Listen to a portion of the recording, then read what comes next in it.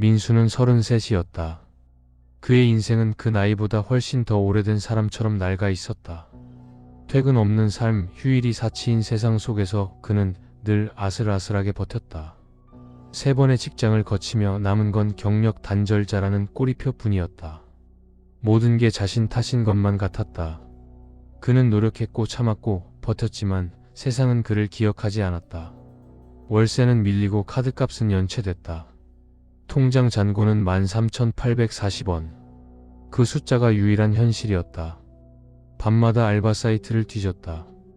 택배 상하차, 음식 배달, 편의점 아르바이트. 하지만 모두 하루 벌어 하루 사는 삶처럼 그렇게 살았다. 그날도 그는 습관처럼 구직 사이트를 켰다. 그러다가 무슨 눈에 띄는 문구를 발견했다. 해외 알바 구함, 월 700만원, 숙식 제공, 합법적인 현지 회사입니다. 민수의 손가락이 멈췄다. 700만원. 그 숫자는 그의 상상 밖이었다. 댓글에는 실제 근무했습니다. 안전해요. 비자 다 해줍니다. 같은 글이 달려 있었다. 심지어 한국 사람 이름도 보였다. 그는 잠깐 고민했다. 하지만 다음 순간 이런 기회는 다시 안 올지도 몰라라는 생각이 들었다. 그는 곧바로 입사 지원서를 제출했다. 10분 뒤 휴대폰으로 메시지가 전송됐다. 이번 주 바로 출국입니다. 여권만 준비하세요. 너무 빠른 채용에 무언가 찜찜하고 불안하면서도 그는 설레었다. 가슴이 뛰었다. 밤새 비행기를 타는 상상을 하며 인생이 바뀌는 장면을 떠올렸다. 그때만 해도 그가 지옥행 비행기를 예약했다는 걸 몰랐다. 며칠 뒤 인천공항. 그는 깨끗한 셔츠를 입고 공항 의자에 앉았다. 그를 마중 나온 사람은 무표정한 남자였다. 짧은 머리, 검은 선글라스, 거친 손. 그는 다정하게 웃으며 말했다. 이쪽입니다. 여권 잠깐만요. 회사에 미리 제출해야 해서요. 민수는 아무 의심 없이 건넸다. 그게 마지막이었다. 그의 신분, 그의 이름, 그의 세상과의 연결은 그 순간 끊어졌다. 비행기 안은 낯설고 뜨거웠다. 그는 창밖을 바라보다 잠이 들었다.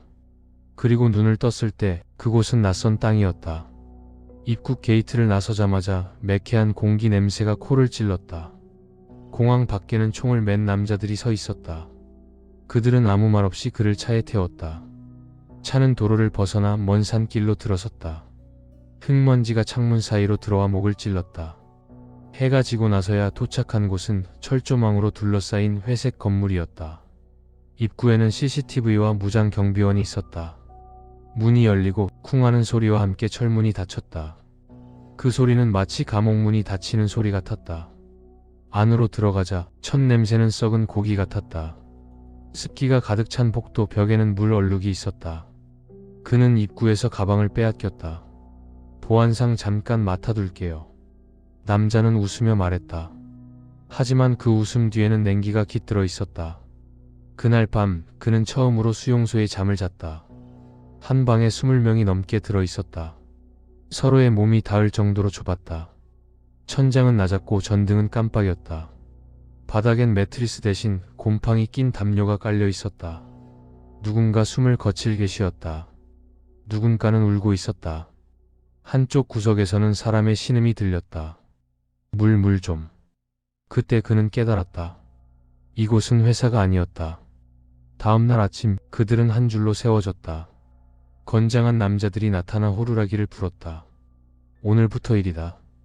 교육실이라고 불리는 방에 들어가자 노트북들이 줄지어 있었다.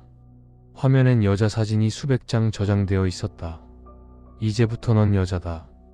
관리자의 말에 민수는 멍하니 그를 바라봤다. 여자 말투로 남자 꼬셔. 그리고 투자시키든 그냥 뜯어내든 무조건 돈 받아. 그게 네 일이야. 그는 믿을 수 없었다. 전 그냥 번역 일을 하러 온 줄. 그 말이 끝나기도 전에 관리자의 주먹이 그의 턱을 강타했다. 여기선 말 안 해.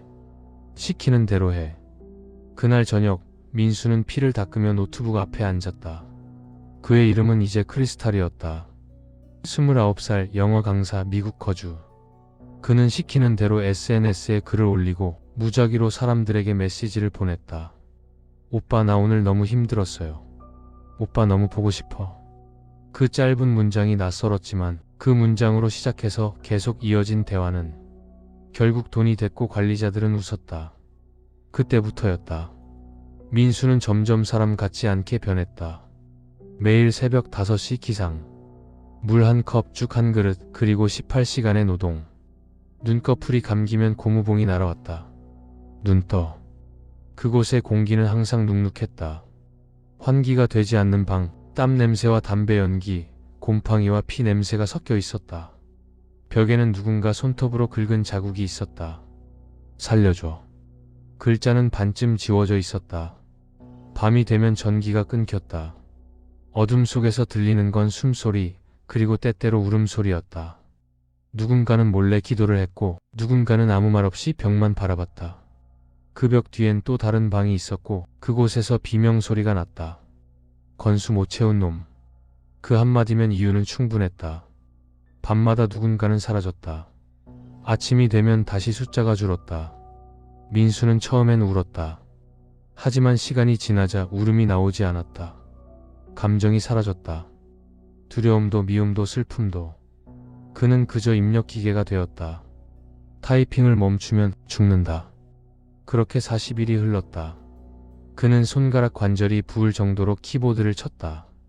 몸은 마르고 피부엔 습진이 퍼졌다. 밤마다 악몽을 꿨다. 창문 없는 방, 피 냄새, 비명, 그리고 자신이 속삭이던 거짓말. 오빠 사랑해요.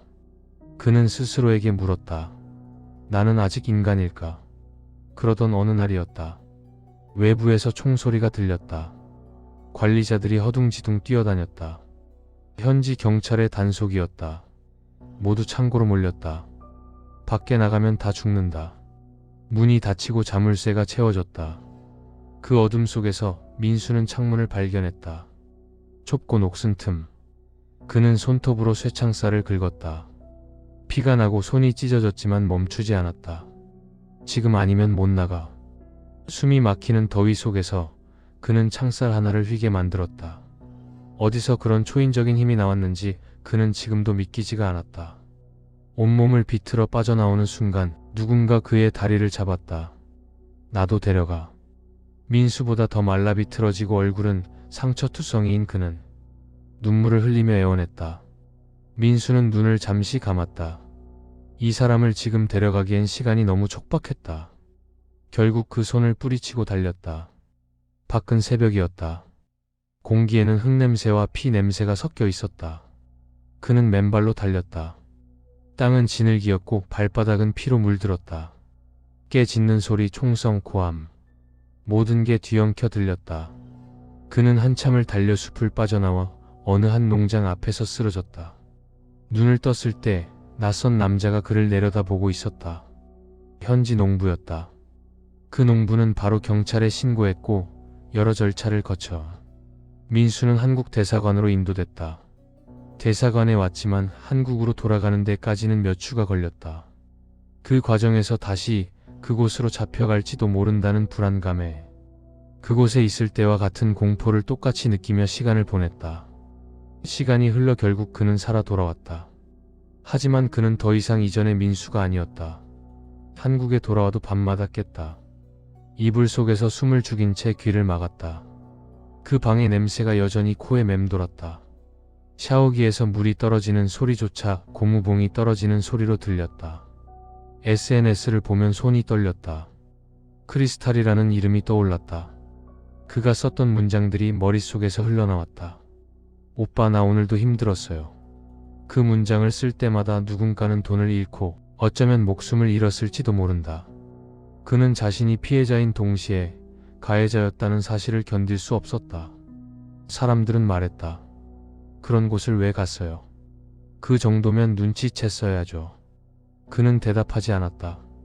가난은 사람의 눈을 멀게 만든다. 절망은 이성을 녹여버린다.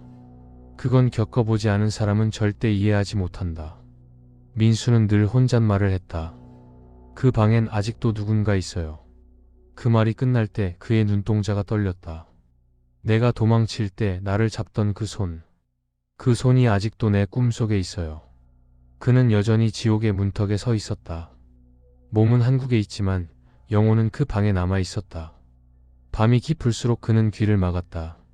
아직도 들린다. 타이핑 소리, 비명, 그리고 목소리. 너 건수 못 채웠잖아. 못 채운 만큼만 맞자.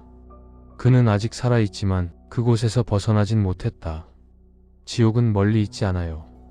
돈이 필요할 때, 누군가가 당신에게 손을 내밀 때 그 손이 어디로 이어지는지 그땐 이미 늦어요.